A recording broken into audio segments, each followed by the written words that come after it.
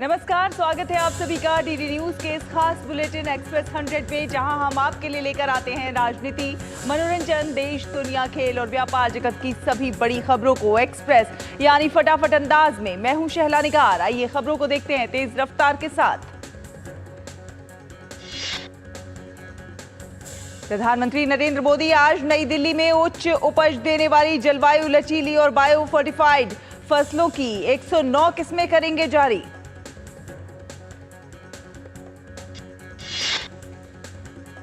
इस कार्यक्रम के दौरान प्रधानमंत्री नरेंद्र मोदी किसानों और वैज्ञानिकों के साथ कृषि से संबंधित विभिन्न पहलुओं पर करेंगे बातचीत।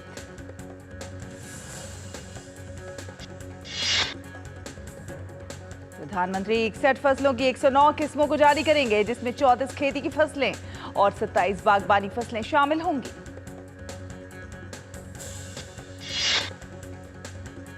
खेती की फसलों में मोटे अनाज, चारा फसलें, तिलहन, दलहन, गन्ना, कपास, रेशा और अन्य संभावित फसलों सहित विभिन्न अनाजों के बीज जारी किए जाएंगे। बागबानी फसलों में फलों, सब्जियों, बागान फसलों, कंद फसलों, मसालों, फूलों और औषधीय फसलों की विभिन्न किस्में जारी की जाएंगी।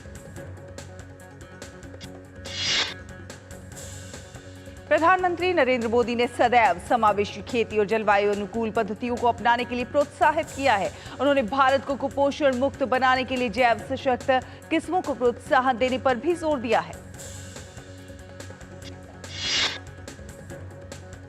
उच्च उपज वाली 109 किस्मों को जारी करने के इस कदम से किसानों की अच्छी आय सुनिश्चित होगी और उनके लिए उद्यमिता के नए अवसर प्राप्त होंगे।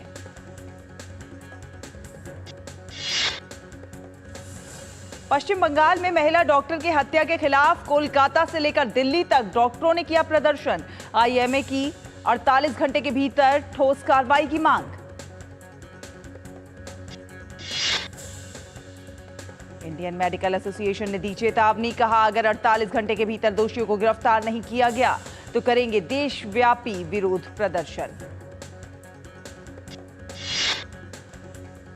आईएमए ने निष्पक्ष समयबद्ध जांच की मांग की और साथ साथ कार्यस्थल पर चिकित्सकों, खासकर महिलाओं की सुरक्षा में सुधार के लिए तत्काल कदम उठाने की मांग की।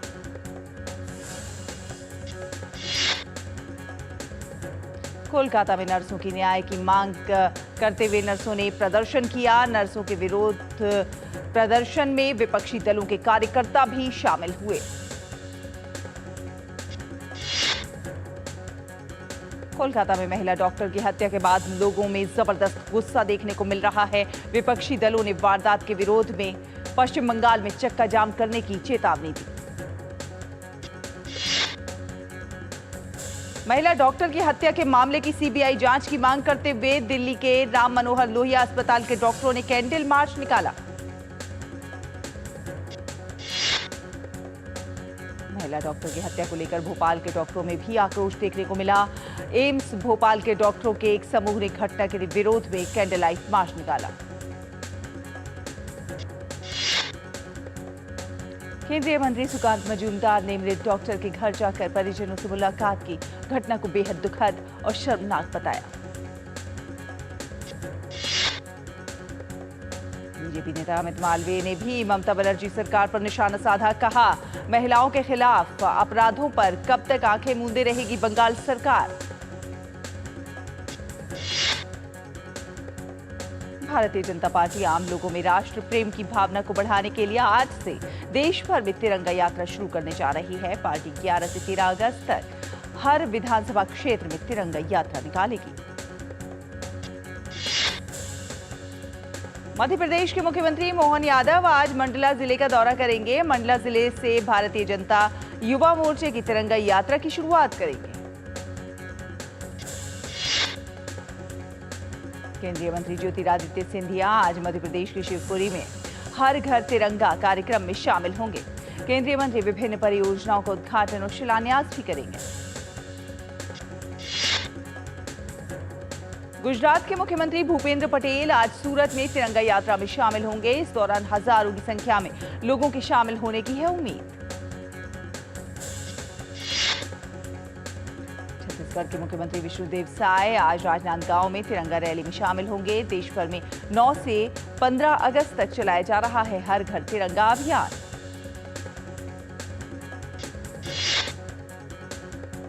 उत्तर प्रदेश के गोरखपुर समेत तमाम जनपदों में आज से हर घर तिरंगा अभियान की शुरुआत होगी। इस दौरान 3 दिनों तक निकाली जाएगी तिरंगा यात्रा। मोदी सरकार के हर घर तिरंगा अभियान को सफल बनाने के लिए योगी सरकार पूरी तरह से है प्रतिबद्ध। इस बार भाजपा ने उत्तर प्रदेश में लगभग 5 करोड़ झंडे फहराने का लक्ष्य तय किया। आज नीट पीजी परीक्षा है। करीब 2,30,000 से ज्यादा छात्र आज नीट पीजी परीक्षा में हो रहे हैं शामिल। इससे पहले ये परीक्षा बीती 23 जून को होने वाली थी, जिसे कर दिया गया था स्थगित। बीजेपी नेता मीनाक्षी लेखी ने दिल्ली के जवाहरलाल नेहरू स्टेडियम में टफ मैन हाफ मैराथन 2024 को हरी झंडी दिखाई। मैराथन में हजारों की संख्या में लोगों ने भाग लिया।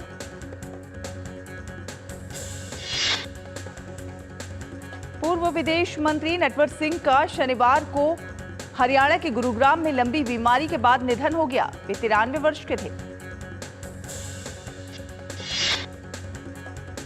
पारिवारिक सूत्रों के अनुसार नटवर सिंह का आज दिल्ली में किया जाएगा अंतिम संस्कार। नटवर सिंह का जन्म राजस्थान के भरतपुर में 1931 में हुआ था।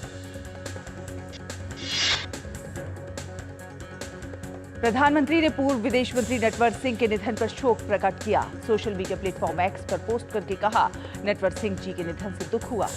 उन्होंने कूटनीति और विदेश नीति की दुनिया में समृद्ध योगदान दिया। केंद्रीय मंत्री पीयूष गोयल ने मुंबई में तुलसी जयंती समारोह को संबोधित किया। कहा, देश को विकास और विरासत दोनों की ही है जरूरत। दोनों में नहीं होना चाहिए कोई अंतर्विरोध। केंद्रीय स्वास्थ्य एवं परिवार कल्याण राज्य मंत्री प्रताप राव गणपतराव जाधव ने लिम्फेटिक फाइलेरियासिस को खत्म करने के लिए द्विवार्षिक देशव्यापी सामूहिक औषधि प्रशासन अभियान 2024 के दूसरे चरण का शुभारंभ किया। यह अभियान बिहार, झारखंड, कर्नाटक, ओडिशा, तेलंगाना और उत्तर प्रदेश के 63 स्थानिक जिलों को लक्षित करेगा और स्थानिक क्षेत्रों में घर घर जाकर निवारक दवाओं को प्रदान करेगा। भारतीय वायुसेना की टुकड़ी मलेशिया में अभ्यास उदार शक्ति 2024 में सफल भागीदारी के बाद स्वदेश लौटी। इस अभ्यास के दौरान भारतीय वायुसेना के Su-30 MKI लड़ाकू विमानों ने RMAF के Su-30 MKM लड़ाकू विमानों के साथ हवाई युद्ध अभियानों में भाग लिया। भारतीय नौसेना के 1389 अग्निवीरों ने INS चिल्का के पोर्टल के पास आउट पर होकर एक महत्वपूर्ण उपलब्धि हासिल की। इनमें 214 महिला अग्निवीर शामिल थी। अग्निवीरों के चौथे बैच के लिए पासिंग आउट परेड ने सूर्यास्त के बाद एक अनूठे समारोह में 16 सप्ताह के कठोर नौसेना प्रशिक्षण का समापन किया। नौसेना प्रमुख एडमिरल दिनेश के त्रिपाठी ने की परेड की समीक्षा। रक्षा मंत्रालय के तत्वाधान में हिमालय पर्वतारोहण संस्थान के दिव्यांगजन अभियान दल ने अफ्रीकी महाद्वीप की सबसे ऊंची चोटी किलिमंजारो के ओहुरु शिखर पर 7,800 वर्ग फुट का भारतीय राष्ट्रीय ध्वज फहराया। ग्रुप कैप्टन जयकिशन के नेतृत्व वाले इस दल का उद्देश्य दिव्यांगजनों की भावी पीढ़ियों और अन्य वंचित युवाओं को अपने सपनों को साकार करने के लिए प्रेरित करना है। भारी बारिश और तूफान के कारण हिमाचल प्रदेश में हुए भूस्खलन से 97 सड़कों पर यातायात बंद। वहीं मंडी से कुल्लू जाने वाले NH 21 पर आवाजाही पूरी तरह से अवरुद्ध। मौसम विभाग के अनुसार हिमाचल में आंधी, तूफान और बारिश का दौर आगे भी जारी रहने वाला है। विभाग ने हिमाचल प्रदेश के लिए भारी वर्षा का अलर्ट जारी किया।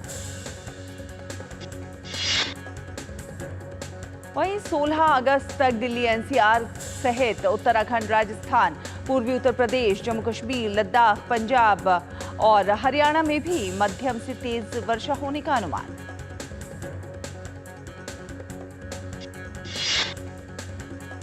रुकेंगे एक छोटे से ब्रेक के लिए, जल्द हाजिर होंगे कुछ और खबरों के साथ। देखते रहिए एक्सप्रेस 100।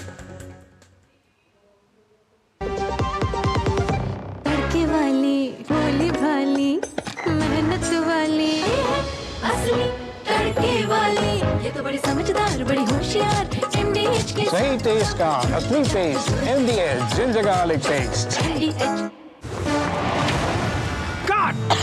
सुरक्षा की गारंटी हर चीज में जरूरी है, चाहे वो मुश्किल स्टंट हो या अच्छी फसल।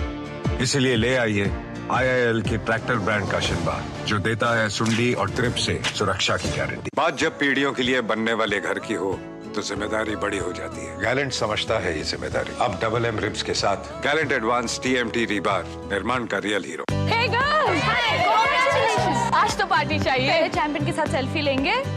आइडिया, यही करते हैं पार्टी। Pizza party. ये चल अपना कार्ड और पिन दे। मेरे कार्ड की डिटेल्स मैं खुद ही डालूंगी। RBI कहता है अपना पिन, OTP, CVV या इंटरनेट बैंकिंग पासवर्ड किसी के साथ शेयर ना करें।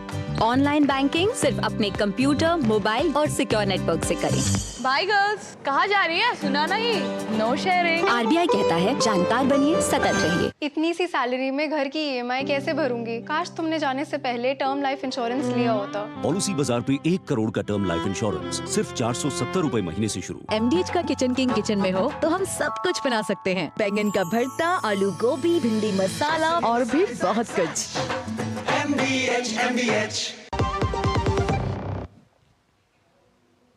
ब्रेक के बाद स्वागत है आपका। आप देख रहे हैं एक्सप्रेस 100। चलिए रुक कर लेते हैं कुछ अन्य खबरों का। विदेश मंत्री डॉक्टर S जयशंकर के मालदीव दौरे का आज हो रहा है समापन। विदेश मंत्री ने माले में राष्ट्रपति डॉक्टर मोहम्मद मुइसू और रक्षा मंत्री मोहम्मद गासन मोमून से की मुलाकात।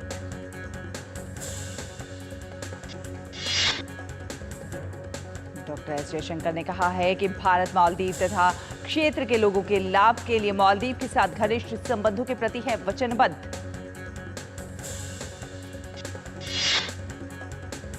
मालदीव की मुख्य विपक्षी पार्टी मालदीवियन डेमोक्रेटिक पार्टी के नेता और पूर्व विदेश मंत्री अब्दुल्ला शाहिद ने माले में विदेश मंत्री डॉक्टर S जयशंकर से की मुलाकात। सैयद रिफत अहमद बने बांग्लादेश के नए चीफ जस्टिस। इससे पहले प्रदर्शनकारी छात्रों के विरोध के बाद बांग्लादेश के मुख्य न्यायाधीश ओबैदुल हसन ने अपने पद से इस्तीफा दिया।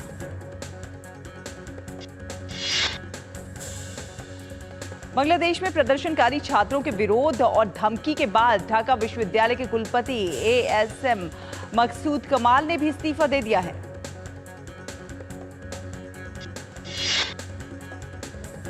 बांग्लादेश के चट्टगांव में तख्तापलट के बाद अपने खिलाफ हो रही हिंसा के विरोध में हिंदुओं ने विशाल रैली निकाली। बांग्लादेश में हिंदुओं ने देश के नागरिकों के रूप में सुरक्षा और समान अधिकारों की मांग की। चट्टगांव में आयोजित इस विशाल विरोध रैली में 7 लाख से अधिक लोगों ने भाग लिया। बांग्लादेश में सत्ता परिवर्तन के नाम पर जो उत्पात हो रहा है, उसकी आवाज पूरी दुनिया में सुनी जा रही है। हिंदुओं और अन्य अल्पसंख्यकों की सुरक्षा की मांग करते हुए संयुक्त राष्ट्र मुख्यालय के बाहर बड़ी संख्या में लोगों ने विरोध प्रदर्शन किया। इस विरोध प्रदर्शन का नेतृत्व वॉशिंगटन स्थित एक NGO हिंदू एक्शन ने किया। NGO हिंदू एक्शन ने न्यूयॉर्क में भी कई स्थानों पर विरोध प्रदर्शन किया। NGO ने बांग्लादेश में हिंदुओं को निशाना बनाकर की जा रही हिंसा के खिलाफ बोलने के लिए कई अमेरिकी प्रतिनिधियों की प्रशंसा की।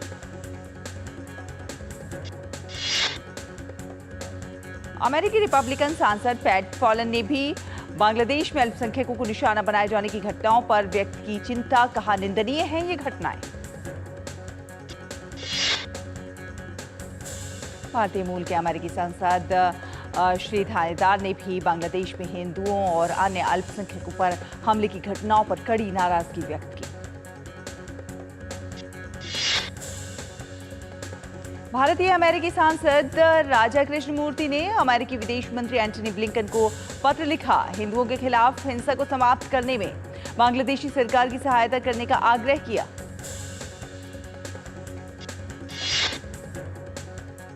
बांग्लादेश में हिंदुओं पर लगातार हो रहे हमलों के खिलाफ ब्रिटेन में भी लोग बड़ी संख्या में एकत्रित हुए और लंदन में संसद भवन के सामने विरोध प्रदर्शन किया। प्रदर्शनकारियों ने कहा, बांग्लादेश में अल्पसंख्यकों के घरों को जलाया जा रहा है। बांग्लादेश में हिंदुओं और ईसाइयों पर लगातार अत्याचार हो रहे हैं। इजराइल द्वारा गाजा में एयर स्ट्राइक जारी, एक ताजा हवाई हमले में 100 से अधिक फिलिस्तीनी नागरिकों के मारे जाने की खबर। गाजा सिटी स्कूल परिसर पर इजराइल के हवाई हमले में लगभग 100 लोग मारे गए। इजराइल ने कहा, मरने वालों में 19 आतंकवादी शामिल। हिंसा की आग में चल रहा है ब्रिटेन। प्रधानमंत्री कीर स्टार्मर ने दंगों को लेकर नियोजित छुट्टी रद्द की। ब्रिटेन में मुसलमानों और प्रवासियों को निशाना बनाने वाले नस्लवादी दंगे हो रहे हैं। अमेरिकी राष्ट्रपति चुनाव अभियान में नए सर्वेक्षणों में कमला हैरिस को 3 प्रमुख राज्यों में डोनाल्ड ट्रंप पर बढ़त मिलती नजर आ रही है। मिशिगन, पेंसिल्वेनिया और विस्कॉन्सिन में कमला हैरिस ने बनाई है बढ़त। भारतीय प्रतिभूति और विनिमय बोर्ड की अध्यक्ष माधवीपुरी बुश और उनके पति धवल बुश ने शॉर्ट सेलर हिंडनबर्ग रिसर्च के आरोपों का खंडन किया है। बुश ने एक बयान में कहा है कि उनका जीवन और आय पहले से ही सार्वजनिक है और विगत वर्षों में सेबी को हर जरूरी दस्तावेज सौंपे जा चुके हैं। अमेरिकी निवेश अनुसंधान फर्म हिंडनबर्ग रिसर्च का आरोप है कि माधवीपुरी बुश और धवल बुश के पास अडानी समूह से जुड़ी अपतटीय यानी कि ऑफशोर संस्थाओं में हिस्सेदारी है। अडानी ग्रुप ने वायनाड लैंडस्लाइड पीड़ितों के पुनर्वास के लिए दिया 5 करोड़ रुपए का दान। कहा, इस कठिन समय में केरल के साथ खड़ा है अडानी ग्रुप। भारत में तेजी से बढ़ रहा है दोपहिया वाहन का बाजार। एक रिसर्च रिपोर्ट के अनुसार साल 2024 में चीन को पछाड़कर भारत बन सकता है दुनिया का सबसे बड़ा दोपहिया वाहन बाजार। टाटा टेक्नोलॉजीज लिमिटेड को बड़ा झटका। छत्तीसगढ़ सरकार ने खत्म किया समझौता। ये समझौता राज्य के 36 ITIs को अपग्रेड करने के लिए किया गया था। ओला इलेक्ट्रिक के IPO की सफलता ने CEO भविष्य अग्रवाल को नेट वर्थ एक ही दिन में लगभग 2 गुना कर दिया है। शनिवार को ओला इलेक्ट्रिक के CEO सोमनाथ ज्योतिर्लिंग के दर्शन के लिए पहुंचे।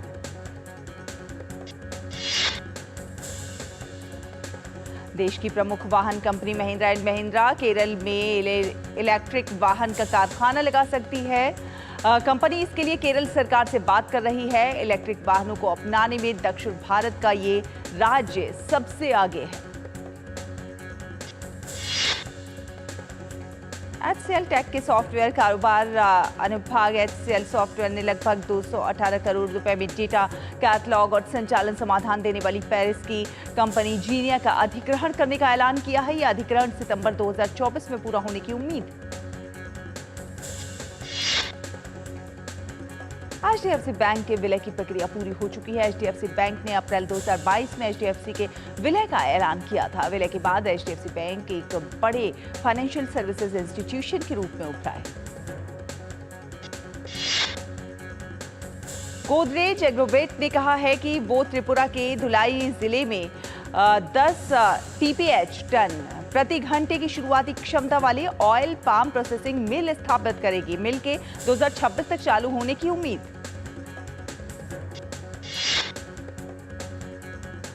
Court of arbitration for sports शीर्ष भारतीय पहलवान विनेश फोगाट की अयोग्यता के खिलाफ याचिका पर अपना फैसला मंगलवार तक के लिए स्थगित कर दिया है।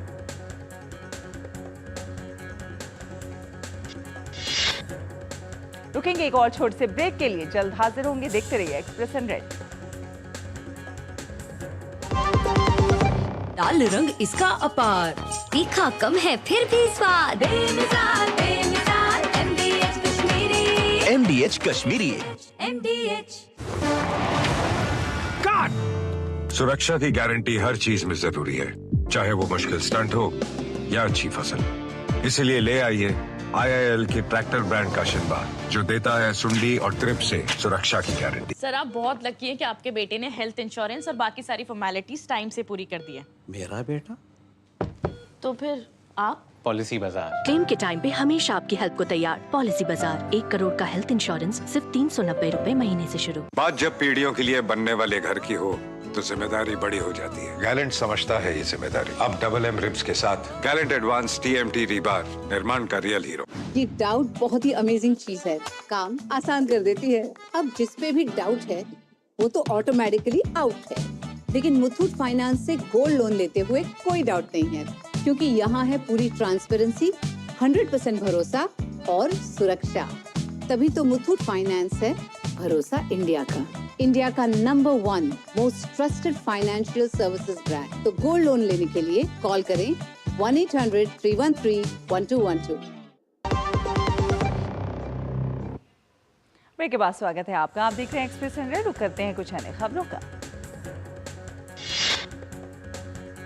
विनेश फोगाट की अयोग्यता के खिलाफ याचिका पर नई समय सीमा के अनुसार 13 तारीख को भारतीय समय अनुसार रात 9:30 बजे फैसला सुनाया जाएगा। अपनी अपील में विनेश फोगाट ने संयुक्त रजत पदक का अनुरोध किया है। वरिष्ठ वकील हरीश साल्वे अदालत के समक्ष इस मामले का प्रतिनिधित्व कर रहे हैं। सुनवाई पूरी हो चुकी है। पेरिस ओलंपिक 2024 का आज आखिरी दिन है। पेरिस ओलंपिक का समापन समारोह का आयोजन भारतीय समय के अनुसार आज देर रात फ्रांस के स्टेड डी फ्रांस स्टेडियम में होगा, जिसमें 100 से अधिक कलाकार अपनी प्रस्तुति देंगे।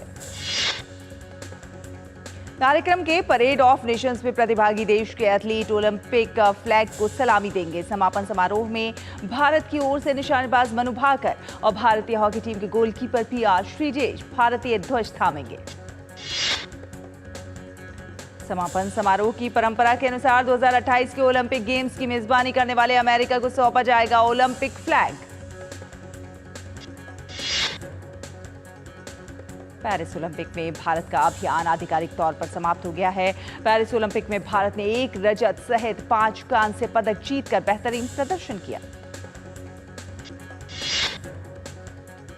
भारतीय निशानेबाज मनु भाकर, सरबजोत सिंह और स्वप्निल कुसले ने शूटिंग में देश को पदक दिलाया, तो वहीं भाला फेंक एथलीट नीरज चोपड़ा ने रजत पदक और कुश्ती में पहलवान अमन सहरावत ने कांस्य पदक जीतकर अपना दमखम दिखाया। 2008 बीजिंग ओलंपिक में निशानेबाजी से व्यक्तिगत स्पर्धा में स्वर्ण पदक जीतने वाले भारतीय निशानेबाज अभिनव बिंद्रा को पेरिस में IOC के 142वें सत्र के दौरान ओलंपिक ऑर्डर से सम्मानित किया गया। भारत के ओलंपिक स्वर्ण पदक विजेता निशानेबाज अभिनव बिंद्रा ने अपने शानदार करियर में एक और शानदार उपलब्धि हासिल कर ली। अभिनव बिंद्रा को अंतर्राष्ट्रीय ओलंपिक समिति के एथलीट आयोग का दूसरा उपाध्यक्ष चुना गया। भारतीय पहलवान विनेश फोगाट के मसले पर रजत पदक विजेता भारत फेंक खिलाड़ी नीरज चोपड़ा ने कहा है कि अगर विनेश को पदक मिलता है तो ये वाकई बहुत अच्छा होगा। अपनी मां द्वारा पाकिस्तान के स्वर्ण पदक विजेता खिलाड़ी को बेटा बताए जाने के सवाल पर ओलंपिक में लगातार 2 बार पदक जीतने वाले नीरज चोपड़ा ने कहा कि उनकी मां जो भी बोलती हैं दिल से बोलती हैं।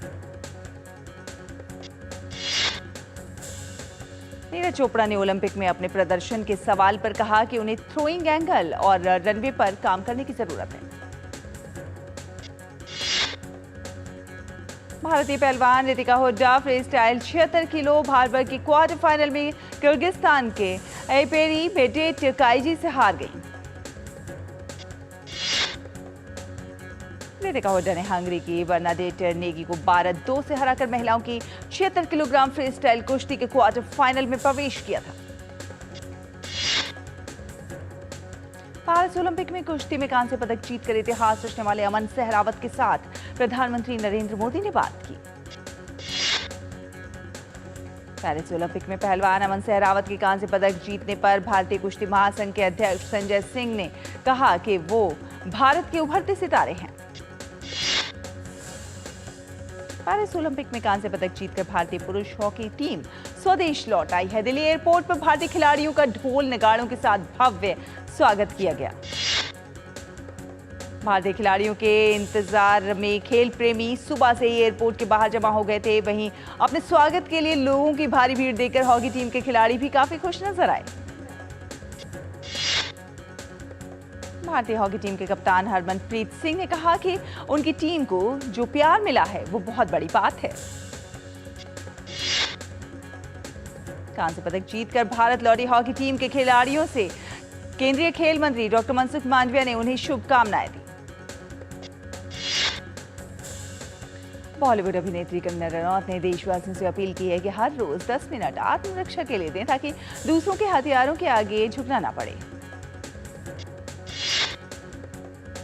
बॉलीवुड एक्ट्रेस श्रद्धा कपूर, राजकुमार राव, पंकज त्रिपाठी की फिल्म स्त्री 2 14 अगस्त को रिलीज हो रही है। फिल्म की एडवांस बुकिंग शुरू हो गई है। बॉलीवुड एक्टर जॉन अब्राहम की फिल्म वेदा 15 अगस्त को रिलीज होनी है। ये एक एक्शन थ्रिलर फिल्म है जिसे निखिल आडवाणी ने निर्देशित किया है। साउथ इंडियन एक्टर ममूटी की फिल्म टर्बो सिनेमाघरों के बाद ओटीटी प्लेटफॉर्म सोनी लिव पर भी रिलीज हो चुकी है। ओलंपिक में गोल्ड मेडल जीतने वाले खिलाड़ी मुरलीकांत पेटकर पर बनी फिल्म चंदू चैंपियन को ओटीटी प्लेटफॉर्म पर रेंट फ्री कर दिया गया है। जाह्नवी कपूर की स्पाई थ्रिलर फिल्म उलझ को बॉक्स ऑफिस पर बेहद ठंडा रेस्पॉन्स मिल रहा है। उलझ अब तक 10 करोड़ का कलेक्शन नहीं कर पाई है। 8 अगस्त को साउथ के सुपरस्टार नागा चैतन्य ने एक्ट्रेस शोभिता धुलिपाला से सगाई करके अपना रिश्ता ऑफिशियल कर दिया है। आर माधवन और कंगना रनौत की फिल्म तनु वेड्स मनु के तीसरे सीजन के आने की उम्मीद है। फैंस इसके तीसरे पार्ट का बेसब्री से कर रहे हैं इंतजार। एक्ट्रेस राइमा सेन ने दादी सुचित्रा सेन की बायोपिक में काम करने की इच्छा जाहिर की है। सुचित्रा सेन बांग्ला सिनेमा की प्रसिद्ध अभिनेत्री थी। Hollywood film Deadpool and Wolverine का जलवा विदेशी बाजार के साथ भारतीय बॉक्स ऑफिस पर भी लगातार जारी है। अब तक करीब 119 करोड़ रुपए कमा चुकी है ये फिल्म। तो इसी के साथ एक्सप्रेस न्यूज में फिलहाल इतना ही। डीडी न्यूज पर खबरों का सफर लगातार जारी है। देखते रहिए डीडी न्यूज। नमस्कार।